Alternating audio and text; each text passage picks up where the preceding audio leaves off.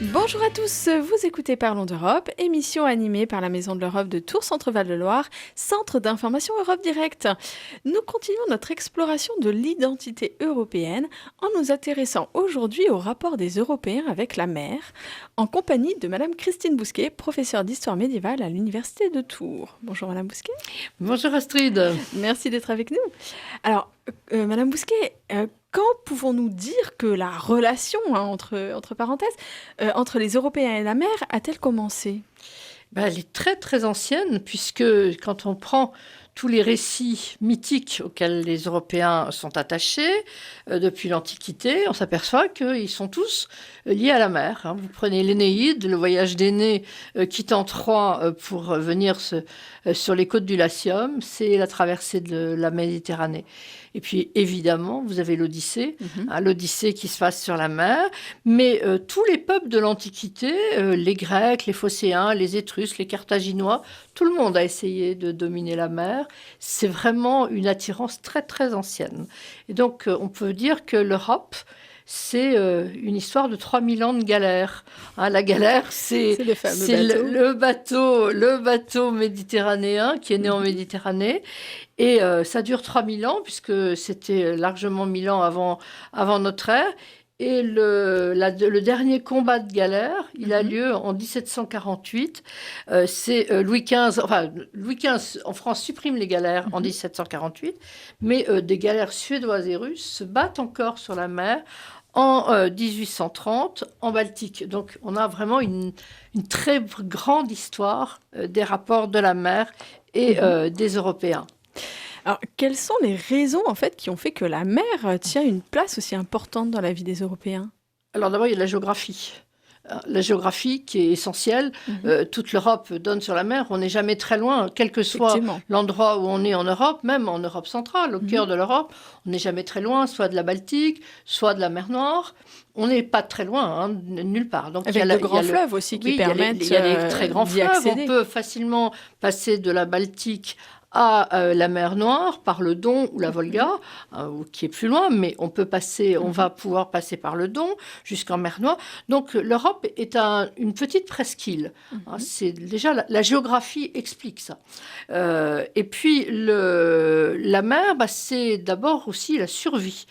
Dans un monde qui a été chrétien à partir du début de notre ère, eh bien le poisson, il est fondamental pour la survie.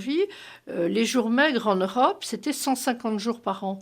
150 jours, donc on ne survivait que, oui, pratiquement. Plus de la moitié de l'année. Donc c'est le poisson qui est l'instrument de la survie. Donc les Européens ont fondamentalement un rapport très intime à la mer. Et quelles sont les traces de cette relation entre les Européens et la mer ? Alors, il y en a beaucoup. Il y a d'abord l'Europe des phares.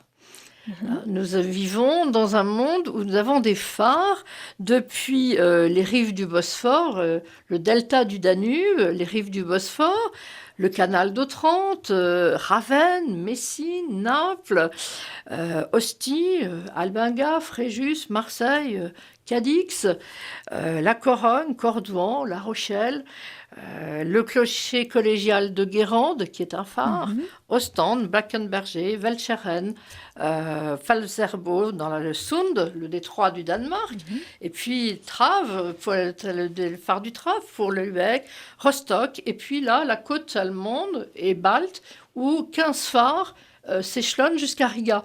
Donc nous avons une trace très, très précise. Je vous ai donné cette liste parce que les mots ont un sens et les lieux ont un sens. Et donc, nous sommes une Europe de la mer. Et quand on regarde toutes les nations européennes, une des traces, c'est qu'elles ont voulu avoir accès à la mer, toutes, y compris les plus enclavées. Par exemple, l'Autriche. L'Autriche, elle s'est battue avec Venise pour l'accès à Trieste. C'est pas tellement la ville de Trieste en elle-même qui est intéressante. C'est le port, c'est l'accès à la Méditerranée. Le tsar Pierre le Grand, qu'est-ce qu'il a fait ? il a créé Saint-Pétersbourg parce qu'il n'y avait pas de port au fond du golfe de Finlande. Il y avait une rupture de charge pour aller à Novgorod. Et donc, il y a la création de Saint-Pétersbourg. Et puis, on a une trace très précise, une trace politique également. C'est dans le grand discours de 1905, le discours du Kaiser Guillaume II, discours qui est fait à Tanger. Et qu'est-ce qu'il dit? Il dit « L'avenir de l'Allemagne est sur l'eau ». L'Allemagne qui était très en retard dans les marines, le développement des marines, et qui, là, rattrape son retard. Donc, alors, il y a ces traces-là, et puis il y a des traces plus intellectuelles et artistiques, notamment. Il y a toute la peinture, le genre des marines, qu'on retrouve absolument partout. Et puis, on a également, dans le domaine musical, tous les grands compositeurs ont composé de la musique sur la mer. Pensez au Vaisseau fantôme de Wagner, La mer de Debussy, l'Océanide de Sibelius, Berlioz, la grotte de Fingal. Purcell a composé sur la mer, Billy Budd de Britten, je vais arriver à prononcer correctement les choses, Billy Budd, Britten, je vais trop vite. Donc, tous ont composé sur la mer. Et donc, c'est vraiment, on a quelque chose d'extrêmement important. La littérature aussi s'en est Oui, la littérature, bien entendu. On a vraiment une volonté... il y a un rapport très intime de l'Europe avec la mer. Les Européens ont eu un goût pour la mer qui s'est jamais démenti dans leur histoire. Et ils ont les 4 composantes, parce qu'il y a la marine, c'est 4 grandes composantes. Il y a celle de la marine pour la pêche, qui est née assez tardivement, parce qu'au départ, on pêche à pied essentiellement. Puis à partir du moment où on va pêcher la morue, on va aller dans les grands nord. Et donc là, on va partir avec une pêche hauturière. Il y a la marine de commerce, qui est très ancienne. On a beaucoup de représentations de la marine grecque. Il y a la marine de guerre, la marine qui a été créée sur la marine de commerce pour escorter et protéger les navires de commerce. Et puis, ce qui est plus récent, mais qui est très important, c'est toute la marine de plaisance, la voile, toutes les activités nautiques. Les croisières. Où vont les gens quand en été? Très souvent, ils vont au bord de la mer. Pour beaucoup. On l'a bien vu encore cet été.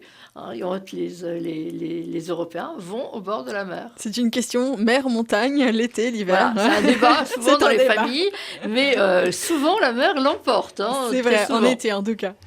Alors, comment la mer, justement, a-t-elle participé à forger l'identité européenne, des Européens? Alors, la mer, elle a forgé l'identité parce que la mer, c'est un espace comment dire ça, c'est un espace solidaire. Le monde de la mer, c'est un monde solidaire. Quand en pleine guerre, on secourt les hommes d'un bâtiment qui est en train de sombrer. Un bâtiment ennemi qu'on vient d'envoyer par le front, mais on va les secourir, les hommes. Ça ne se fait pas d'abandonner des gens qui sont en train de se noyer. Donc il y a là une solidarité qui est quand même une des grandes valeurs de l'Europe et de l'Union européenne. La mer, c'est un monde solidaire, c'est un monde de la vie à la mer. C'est pas valable partout. Tout le monde n'a pas eu cette attirance pour la mer. Par exemple, une grande partie de l'Afrique subsaharienne n'a pas été très attirée. L'Amérique du Nord non plus, les tribus indiennes, les Amérindiens, dans l'ensemble, n'ont pas été très attirés par le monde de la mer. Et en Asie, ça a été des moments et des endroits. On pense à la Chine du 15e, mais on pense surtout à l'Indonésie, l'insule Inde, qui a une très grande histoire maritime. Mais, et puis, il y a bien sûr les marins océaniens qui ont été extrêmement importants. Donc, la mer, c'est un espace que les progrès techniques, aussi, en Europe, ont permis d'aborder. On a su fabriquer des bateaux assez différents. Alors, j'ai commencé avec l'histoire de la galère, mais la galère, c'est vraiment un bateau européen, véritablement. Mais il y a aussi tous les bateaux ronds, les nefs médiévales, les cogues hanséatiques, tout le commerce faisait par la mer. Et puis, évidemment, la caravelle, l'invention de la caravelle, ce bateau léger qui va permettre d'aborder, de remonter le vent, de remonter contre le vent, de manœuvrer et donc de partir sur l'océan Atlantique. Et de là, toutes les grandes découvertes, enfin, la découverte des nouveaux continents par les Alors, navigateurs européens. les découvertes européennes Oui, des nouveaux européennes. continents, parce que Ils n'ont pas été découverts forcément que voilà, par les Européens. les continents, il y a des Asiatiques qui avaient découvert Bien sûr. aussi le monde. Il y a eu beaucoup de découvertes, mais effectivement, ce que nous avons l'habitude d'appeler, dans une vision un petit peu trop européano-centrée, les grandes découvertes, ce sont ces bateaux qui les ont permis. La caravelle d'abord, qui va devenir la flûte hollandaise, le galion espagnol, par exemple. Et au XVIIe, on va avoir le vaisseau qui combat en ligne, parce que jusqu'au XVIIe, on combat en mer comme on combat à terre. C'est-à-dire que les bateaux vont se rentrer dedans pour pouvoir être une base sur laquelle on va combattre. Hein. Donc, et puis, donc, on va créer des vaisseaux de ligne, des vaisseaux de haut bord à 2 ou 3 ponts, et dotés d'artillerie, dotés de canons. Et encore aujourd'hui, quelles relations les Européens entretiennent-ils avec la mer ? Eh bien, il n'y a qu'à regarder l'autoroute A10 vers le sud, au moment des grandes vacances, et la réponse, elle est là. Le rapport à la mer, il est important. Regardez l'enthousiasme quand même du départ du Vendée Globe qui vient d'avoir lieu. Alors, les gens n'ont pas pu être là sur les bords pour accompagner les gens depuis le fond du port jusqu'à l'océan, mais quand même, il y a un intérêt. Rappelez-vous les grandes heures, alors vous vous en souvenez peut-être pas, mais les grandes heures de Tabarly, les grands Kersozon, voilà, vous vous en souvenez. C'est quand même très important. Il y a vraiment un goût très profond de la mer. La mer, ça nous fascine aussi. Parce qu'elle change tous les jours, elle n'est jamais la même. Elle n'est jamais la même. Et puis, c'est un espace qui nous met en danger, quand même. Pendant très longtemps, au Moyen-Âge, on disait qu'entre la vie et la mort, il n'y a qu'une planche. La planche du bateau, quand on partait en mer, parce que les bateaux n'étaient pas très bien calfatés. Et donc, ils s'ouvraient, ils avaient tendance à s'ouvrir. Et donc, tous les récits qui sont liés à ça, on voit le bateau qui s'ouvre et les gens qui tombent à l'eau, évidemment, se noient. Mais à partir du XVIIe et surtout du XVIIIe, les bateaux seront mieux calfatés et donc on aura un peu moins de risques. Mais la mer, elle est quand même omniprésente dans les grands textes bibliques et dans les grands textes, surtout du Nouveau Testament, dans les grands textes du christianisme. Le voyage de Saint Paul, par exemple, c'est vraiment important.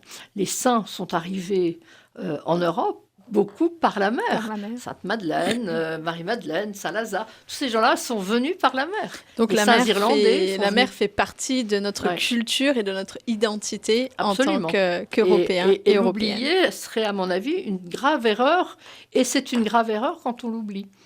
Merci Madame Bousquet de nous avoir expliqué en quoi la mer a participé et participe toujours à fasciner notre identité européenne. C'était Parlons d'Europe, émission animée par la Maison de l'Europe de Tours Centre-Val de Loire, centre d'information Europe Direct. À bientôt.